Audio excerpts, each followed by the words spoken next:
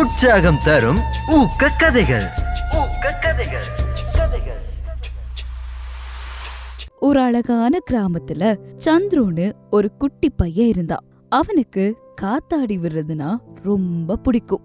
ஒரு நாள் அவனாவே காகிதம் மூங்கில் குச்சி வச்சு ஒரு பெரிய சிவப்பு வண்ண காத்தாடி ஒன்று செஞ்சான். அன்னைக்கு ஒரு நாள் நல்ல காத்து வீசியதும் காத்தாடிய வானத்துல பறக்க விடலான்னு வெளிய போயிட்டு அத பறக்க விட்டான். காத்தாடி சும்மா ஜிவ்வுன்னு உயரமா பறந்து மேகங்களை தொடுற அளவுக்கு போச்சு.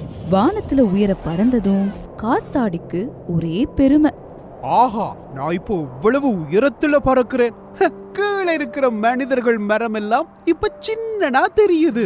நான் தான் இப்ப இந்த வானத்துக்கே ராஜா அப்படின்னு தன்னை பத்தியே பெருமையா நினைச்சுக்கிச்சு.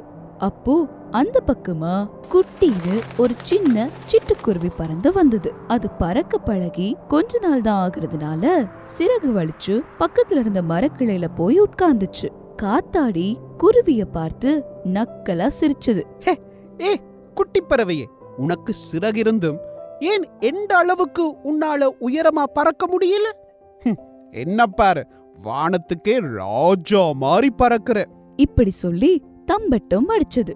குட்டி குருவி அமைதியா இப்படி கேட்டது. நீ ரொம்ப உயரமா அழகாதான் பறக்கிற காத்தாடி. ஆனா திடீர்னு ஒரு பெரிய காத்து வீசினாலோ இல்ல உன் நூல இருந்தாலோ உன்னால சமாளிக்க முடியுமா? அதற்கு காத்தாடி, எனக்கெல்லாம் எந்த ஆபத்தும் வராது இப்படின்னு தலைக்கணத்தோட சொன்ன அடுத்த நிமிஷமே பலத்த காற்று வீச ஆரம்பிச்சது. காத்தோட வேகத்துல சந்துருவோட கையில இருந்த நூல் டக்குன்னு அறுந்து போயிடுச்சு. நூலோட கட்டுப்பாட்டு இல்லாததால காத்தாடி வானத்துல தலைகீழா சுழன்று தறிக்கட்டு கீழே கொஞ்சம் கொஞ்சமா விழ ஆரம்பிச்சது. ஐயோ, யாராச்சும் என்ன காப்பாத்துங்க!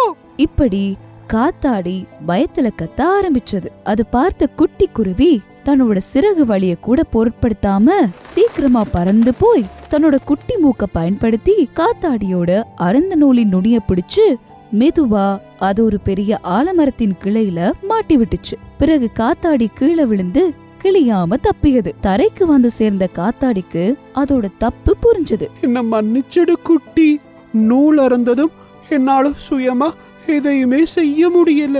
ஆனா நீ உன்னோட சின்ன சிறகுகளை பயன்படுத்தி பறந்து வந்து என்ன காப்பாத்திட்ட.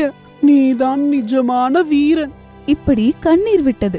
குட்டி குருவி சிரிச்சுக்கிட்டே, பரவாயில்ல காத்தாடி, அடுத்தவங்களை விட நாங்க சிறந்தவங்கன்னு நினைக்கிறத விட ஆபத்துல இருக்கும் போது உதவி பண்றதுக்கு முன் வரதான் உண்மையான உயர்வு.